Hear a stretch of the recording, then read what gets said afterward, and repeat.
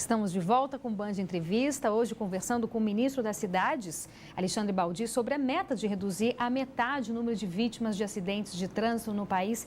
Ministro, uma pergunta, por que essa redução à metade? Como é que vocês chegaram a esse cálculo de possibilidade?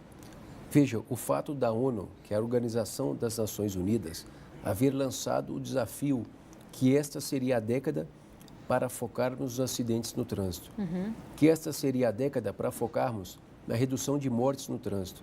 Então, este número foi colocado pela ONU em todo o mundo e, desta maneira, colocamos aqui no Brasil através do nosso Plano Nacional de Redução de Lesões e de Acidentes no Trânsito, seguindo essa diretriz desse plano global das Nações Unidas. Então, desta maneira, este é o objetivo global e, da mesma forma, este se torna o nosso objetivo no Brasil. Então, essa redução de 50%, pelo menos, né, como o senhor falou, a meta é chegar a 0%, mas essa meta, então, foi estipulada pela própria ONU, dos 50% Exatamente. dessa redução. A ONU, quando definiu que a década entre 2011 e 2020 seria com o objetivo de redução de 50% das mortes no trânsito em todo o mundo, ela buscou com cada país esta aliança, esta parceria, para que ela consiga reduzir em 50% as mortes no trânsito. Entendi. Nós falamos aqui também que vocês vão receber propostas, inclusive de entidades, representantes da entidade civil. Como é que vai ser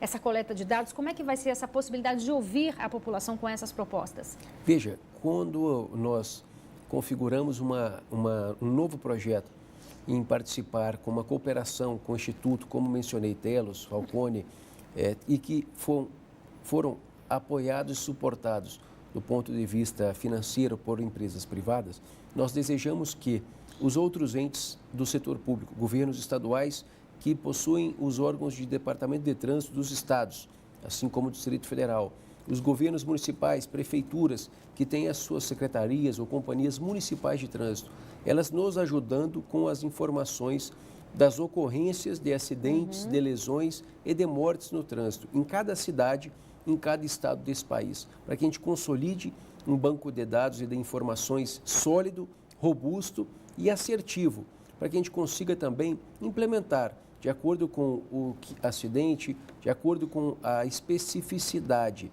dessa cidade ou dessa região, a política pública correta, seja de conscientização, seja de educação, para que nós consigamos atingir os nossos objetivos. O senhor disse aí que uma das metas, um dos objetivos é você ter dados confiáveis, né, e reais do que realmente vem acontecendo no trânsito no nosso país. É possível saber, diante dessa falta de informações confiáveis, se essas mortes vêm aumentando ou não? Olha, as mortes no trânsito, elas reduziram nos últimos anos, mas nós queremos ir além. Queremos saber o porquê que reduziu, aonde reduziu. O que funcionou, né, naqueles locais. E o que esteja funcionando exatamente, de acordo com cada região, para que nós, é claro que a economia recuperando, a economia se restabelecendo, nós sabemos que a atividade econômica, ela gera o consumo de veículos, de motocicletas em todo o país. Isso que também passa a ingressar pelas ruas de todo o Brasil, mais veículos, mais motocicletas e que, aumentando o risco, de uma certa forma, né? Esses números possam ser arrefecidos. Então, quer dizer, nós queremos identificar cada região para que a gente consiga trabalhar com uma informação sólida com o objetivo e foco desta informação. Se nessa cidade ocorrem mais acidentes e mortes por motocicletas, nós temos que conscientizar os modelos daquele que ocorre. Então, por quê? Porque o motociclista deixa de utilizar o capacete.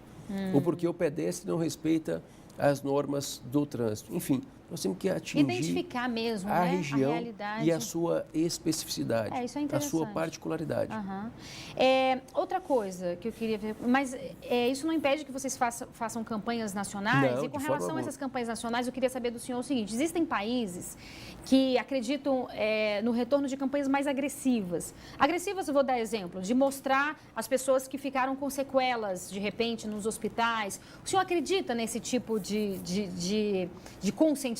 Ou seja, mostrar de fato para as pessoas o que pode acontecer se eu estiver usando o celular no trânsito? O que pode acontecer comigo? Veja, quando nós observamos nos maços de cigarro Sim. essas campanhas agressivas, para que a gente consiga atingir o coração das pessoas, atingir a mente das pessoas, para que elas saibam as consequências que elas possam incorrer se elas não respeitarem aquela legislação. Mais ainda, não é só respeitar a legislação, é respeitar a sua própria vida, a vida de um outro ser humano. Então, essa é o nosso propósito central, que se for necessário ser agressivo, ser mais ousado em uma campanha publicitária de âmbito nacional, mostrando as consequências, mostrando uma pessoa lesionada gravemente, uma pessoa que possa não voltar mais a andar, uma pessoa que possa não voltar mais a se movimentar, certo? É muito sensibilizador. Isso é muito importante também, para que nós consigamos conscientizar aqueles que possam não se sentir sensibilizado pela instrução da lei, que possam não se sentir sensibilizado pela aquela orientação básica. O valor da multa, talvez. E também o valor da multa. Mas que ele possa saber qual é o impacto de que aquela falta de respeito dele ao beber e dirigir, a falta de respeito em dirigir e enviar um texto pelo telefone ou do excesso de velocidade pode colocar a sua vida em risco, de que modo, a que ponto e de outras pessoas da mesma forma. Sim, com certeza. É correta a visão de que acidentes graves ocorrem mais nas estradas do que nas cidades, nas rodovias do que nas cidades? Bem, estes dados são apresentados, mas é dessa maneira que nós desejamos obter dados bem aprofundados, inclusive para ter mais segurança em lhe responder. É correto afirmar na informação que obtemos hoje, dentro dos órgãos que monitoram, que os acidentes que ocorrem sim em rodovias, eles são mais graves.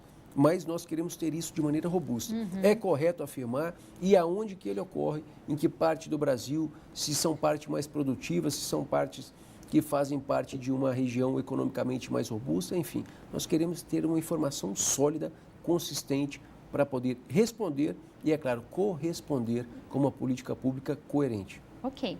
Agora a gente faz mais um breve intervalo, é bem rápido, não sai daí, nós esperamos você.